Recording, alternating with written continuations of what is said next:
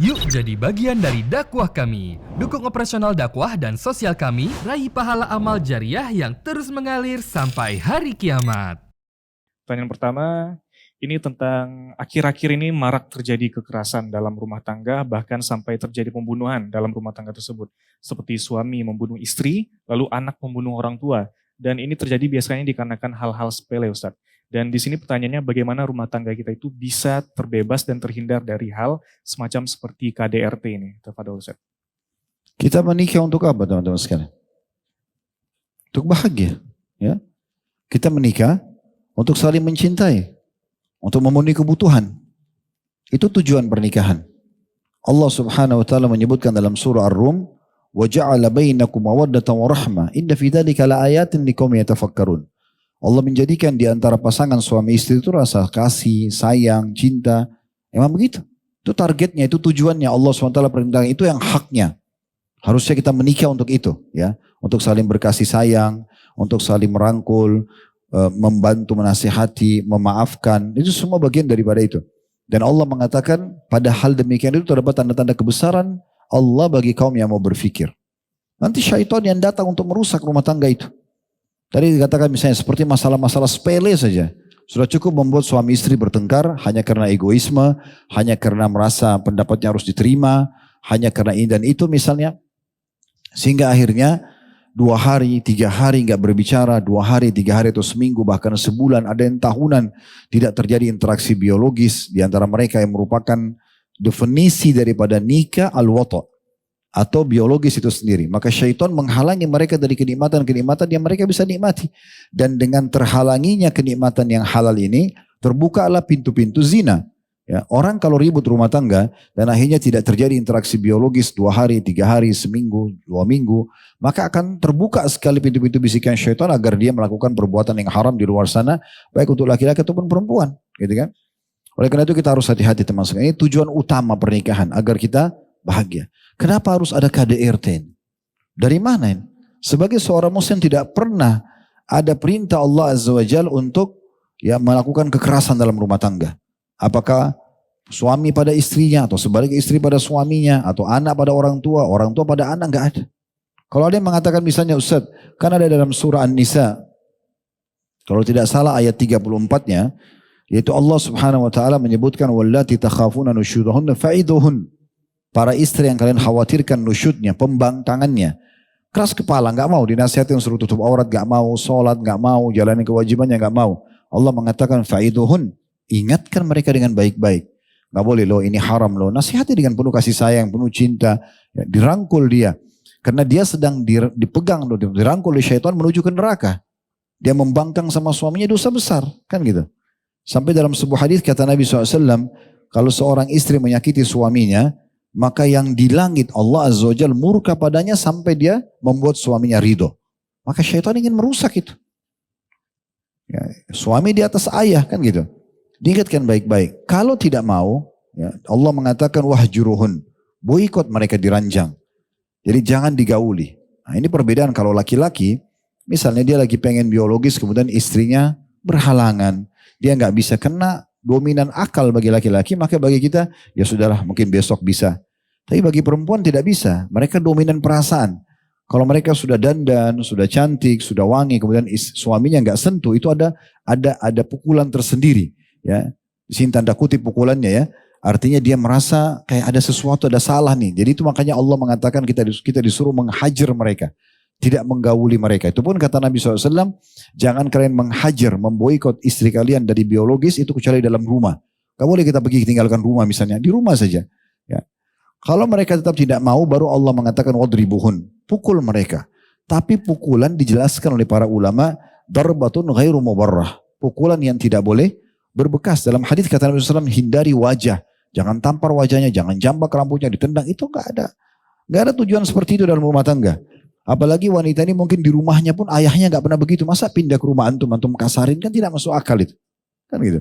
Islam tidak pernah menyuruh hal tersebut. Gitu. Apalagi ya Allah SWT melanjutkan mengatakan fa'in ata'nakum falatabgu alaihinna sabila. Kalau para istri sudah patuh sama kalian, dari peringatan pertama tadi sudah patuh, kalau tidak mau maka pindah ke boikot misalnya ranjang. Kalau sudah patuh selesai. Allah mengatakan jangan cari-cari lagi kesalahan mereka. Gitu kan? Gak boleh. Udah selesai, tutup buku. Ya, sudah selesai tadi masalahnya. Dan saya selalu sarankan semua yang menghadapi permasalahan rumah tangga, jangan dinginapkan. Dikelirkan pada hari itu. Bicarakan, diskusikan berdua. Ya, saling pegang tangan, duduk dengan rileks, kemudian bicarakan permasalahan yang sedang ada. Yang salah minta maaf, yang benar memaafkan. Clear, buka lembaran baru.